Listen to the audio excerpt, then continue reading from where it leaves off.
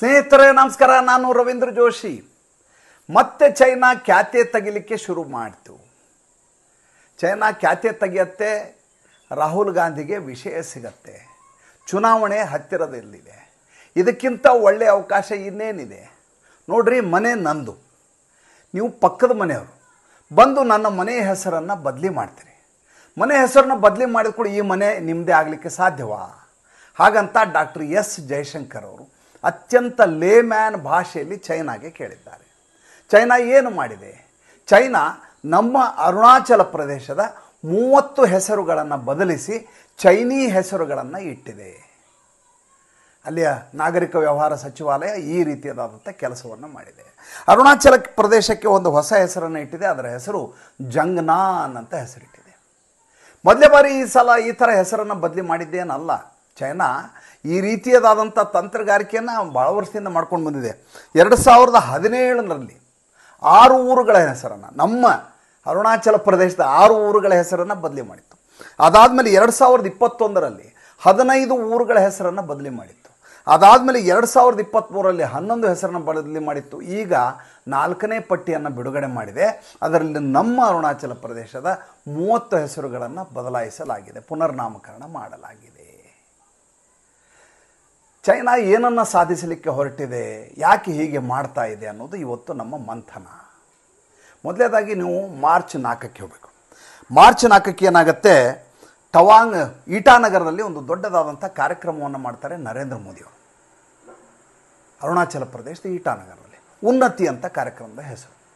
55,600 ಕೋಟಿ ರೂಪಾಯಿಗಳನ್ನು ಈ ಈಶಾನ್ಯ ರಾಜ್ಯಗಳಿಗಾಗಿ ಮೀಸಲಿಡ್ತಾರೆ. ಯಾವ ಈಶಾನ್ಯ ರಾಜ್ಯಗಳು ನಮ್ಮ ಭಾರತದ ಭಾಗವೇ ಅಲ್ಲ ಅಂತ ಈ ದೇಶದ ರಾಜಕಾರಣಿಗಳು ಪರಿಭಾವಿಸಿದ್ದರೋ ಅಂಥ ಪ್ರದೇಶಗಳೇನದವೋ ಅವು ಭಾರತ ಮಾತೆಯ ಮುಕುಟ ಅಂತ ಹೇಳಿದಂಥವರು ನರೇಂದ್ರ ಮೋದಿಯವರು. ಹಾಗೆ ಹೇಳಿದ್ದು ಮಾತ್ರ ಅಲ್ಲ, 2014ರಿಂದ ನಿರಂತರವಾಗಿ ಈ ಗಡಿ ಭಾಗದಲ್ಲಿ ಅತ್ಯುತ್ತಮವಾದಂಥ ರಸ್ತೆಗಳು, ಮೂಲಭೂತ ಸೌಕರ್ಯ, ಔದ್ಯಮೀಕರಣ ಎಲ್ಲವನ್ನ ಮಾಡುವಂಥ ಅತಿ ದೊಡ್ಡದಾದಂಥ ಯೋಜನೆಗಳನ್ನು ಹಮ್ಮಿಕೊಳ್ತಾ ಇದ್ದಾರೆ ಮತ್ತು ಅದನ್ನು ಕಾರ್ಯಗತಗೊಳಿಸ್ತಾ ಇದ್ದಾರೆ. ಅದರಲ್ಲಿ ಒಂದು ವಿಶ್ವದಲ್ಲಿ ಅತಿ ದೊಡ್ಡದಾದಂಥ ಟನಲನ್ನು ಮೊನ್ನೆ ಕಳೆದ ಮಾರ್ಚ್ 4ನೇ ತಾರೀಕು ಉದ್ಘಾಟನೆ ಮಾಡಿದರು. ಅದರ ಹೆಸರು ಸೇಲಾ ಟನಲ್ ಅಂತ. ಈ ಸೇಲಾ ಟನಲ್ನ ವಿಶೇಷತೆ ಏನು? ಇದು ನೇರವಾಗಿ ತವಾಂಗಿಗೆ ಕನೆಕ್ಟ್ ಆಗುತ್ತೆ. ಇಷ್ಟು ದಿವಸ ತವಾಂಗ್ನಲ್ಲಿ ನಮ್ಮ ಹವಾಮಾನದ ವೈಪರೀತ್ಯದಿಂದಾಗಿ ನಿರಂತರವಾಗಿ ನಾವು ಅಲ್ಲಿಗೆ ಸರಬರಾಜು ಮಾಡಲಿಕ್ಕೆ, ನಮ್ಮ ಶಸ್ತ್ರಾಸ್ತ್ರ ಕಳಿಸ್ಲಿಕ್ಕೆ, ನಮ್ಮ ಕಾನ್ವಾಯ್ಗಳು ಹೋಗಲಿಕ್ಕೆ ಭಾಳ ದೊಡ್ಡದಾದಂಥ ಸಮಸ್ಯೆ ಆಗ್ತಾಯಿತ್ತು. ಇಲ್ಲಿವರೆಗೂ ನಮ್ಮ ರಾಜಕೀಯ ನಾಯಕರಿದಾರಲ್ಲ, ಅವರು ಚೈನಾನ ಎದುರು ಹಾಕ್ಕೊಳ್ಳಿಕ್ಕೆ ತಯಾರೇ ಇರಲಿಲ್ಲ. ಹಿಂದಿ ಚೈನಿ ಭಾಯಿ ಅಂದ್ಕೊಂಡು ಬಂದಂಥವ್ರು ನಮ್ಮ ಜಾಗವನ್ನು ಅವರಿಗೆ ದಾನ ಮಾಡಿದಂಥದ್ದು. ಅಲ್ಲಿ ಬೋಳು ತಲೆ ಅದು, ಅದರ ಮೇಲೆ ಏನು ಬೆಳೆಯೋದಿಲ್ಲ ಅಂತ ಹಿಂದೆ ಜವಾಹರ್ಲಾಲ್ ನೆಹರು ಅವರು ಹೇಳಿದರು. ಅದನ್ನು ಹಿಂದೆ ಹಲವಾರು ವಿಡಿಯೋಗಳಲ್ಲಿ ಉಲ್ಲೇಖ ಮಾಡಿದ್ದೇನೆ. ಮತ್ತೆ ಅದನ್ನು ಇಲ್ಲಿ ಚರ್ವಿತ ಚರ್ವಣ ಮಾಡುವುದು ಬೇಕಾಗಿಲ್ಲ. ಆದರೆ ಯಾವ ಗಡಿಭಾಗದಲ್ಲಿ, ಚೈನಾದ ಗಡಿಭಾಗದಲ್ಲಿ ನಾವು ಏನಾದರೂ ದುರಸ್ತಿ ಕೆಲಸಗಳನ್ನು ಮಾಡಿದರೆ, ಅಭಿವೃದ್ಧಿಯನ್ನು ಮಾಡಿದರೆ ಆ ಕಡೆ ಚೈನಾ ಕೆಂಡ ಕಾರತ್ತೆ, ಅವರ ಮಧ್ಯೆ ಸಂಘರ್ಷ ಉಂಟಾಗತ್ತೆ. ಆ ರೀತಿಯಾದಂಥ ವಾತಾವರಣ ಇರುವುದು ಬೇಡ ಅಂತಲೇ ನಮ್ಮ ರಾಜಕೀಯದ ನಾಯಕರ ಮನಸ್ಥಿತಿ ಆಗಿರುವುದರಿಂದ ಇಲ್ಲಿವರೆಗೂ ಕುಗ್ರಾಮಗಳಾಗಿ ಉಳ್ಕೊಂಡಿದ್ವು ನಮ್ಮ ಈಶಾನ್ಯ ರಾಜ್ಯಗಳು, ವಿಶೇಷವಾಗಿ ಅರುಣಾಚಲ ಪ್ರದೇಶ.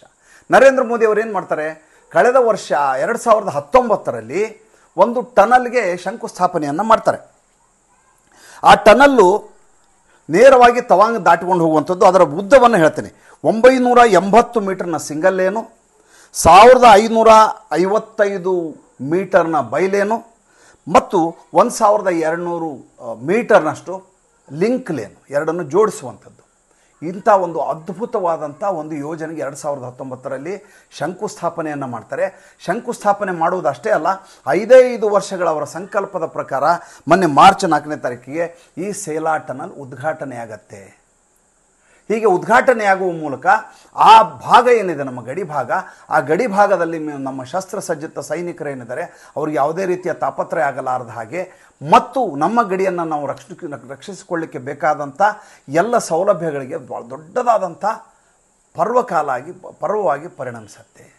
ಯಾವಾಗ ಈ ರೀತಿ ಆಯಿತು, ಚೈನಾಗೆ ತಡ್ಕೊಳ್ಳಿಕ್ಕೆ ಆಗೋದಿಲ್ಲ. ಈ ಅರುಣಾಚಲ ಪ್ರದೇಶ ನಮ್ಮದು, ನಮ್ಮ ದಕ್ಷಿಣ ಟಿಬೇಟ್ಗೆ ಸೇರಿದ್ದು ಅಂತ ಅವ್ರು ಹೇಳೋದು. ಅದಕ್ಕೆ ಹೆಸರನ್ನು ಬೇರೆ ನೇಮಕಾತಿ ಮಾಡ್ತಾರೆ, ಜಂಗ್ನಾನ್ ಅಂತೇಳಿ. ನಿಮಗೆ ಗೊತ್ತು, ಈ ಹಿಂದೆ ಇವರು ಮಾಡಿರುವಂಥ ಗಲ್ವಾನ್ ಗಲಾಟೆಯನ್ನು ನೀವು ನೋಡಿದ್ರಿ.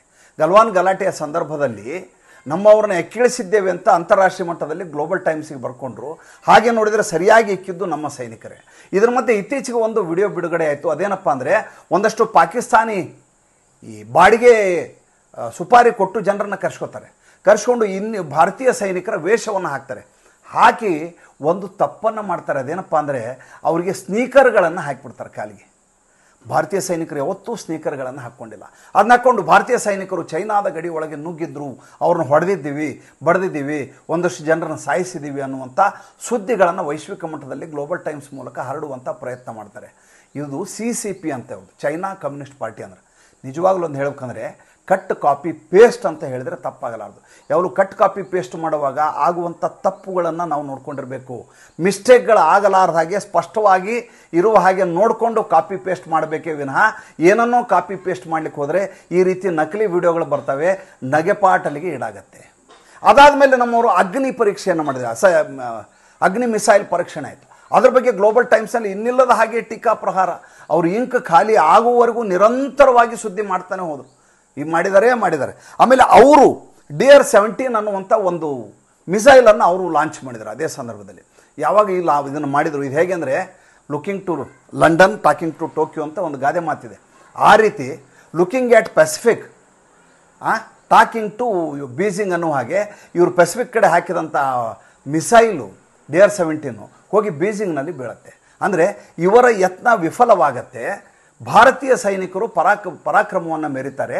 ವೈಶ್ವಿಕ ಮಟ್ಟದಲ್ಲಿ ಭಾರತದ ಸೈನ್ಯ ಅತ್ಯಂತ ಸದೃಢವಾಗಿದೆ ಅನ್ನುವಂಥದ್ದು ಒಂದು ನರೇಟಿವ್ ಸೃಷ್ಟಿಯಾಗತ್ತೆ.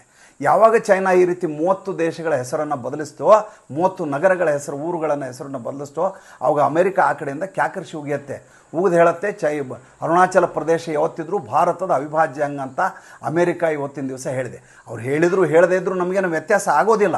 ಆದರೆ ಅಮೆರಿಕ ನಮ್ಮ ಪರವಾಗಿ ನಿಂತಿದೆ ಅನ್ನುವಂಥ ಕಾರಣಕ್ಕೆ ತಮ್ಮೆದುರಿಗೆ ಈ ವಿಷಯವನ್ನು ಪ್ರಸ್ತುತಪಡಿಸಿದಂಥದ್ದು. ಒಂದು ವಿಷಯವನ್ನು ನಾವು ಇವತ್ತು ತಿಳ್ಕೋಬೇಕು. ಇವತ್ತು ಇರುವ ಭಾರತ ಇದೆಯಲ್ಲ, ಭಾರತದ ಸೈನ್ಯ ಇದೆಯಲ್ಲ, ಭಾರತದ ರಕ್ಷಣಾ ಇಲಾಖೆ ಇದೆಯಲ್ಲ, ಭಾರತ ವಿದೇಶಾಂಗ ವ್ಯವಹಾರ ಸಚಿವಾಲಯ ಇದೆಯಲ್ಲ, ಅದು ಯಾರೆದುರಿಗೂ ದೈನೇಸಿಯಾಗೂ ನಿಲ್ಲುವ ಸ್ಥಿತಿಯಲ್ಲಿಲ್ಲ.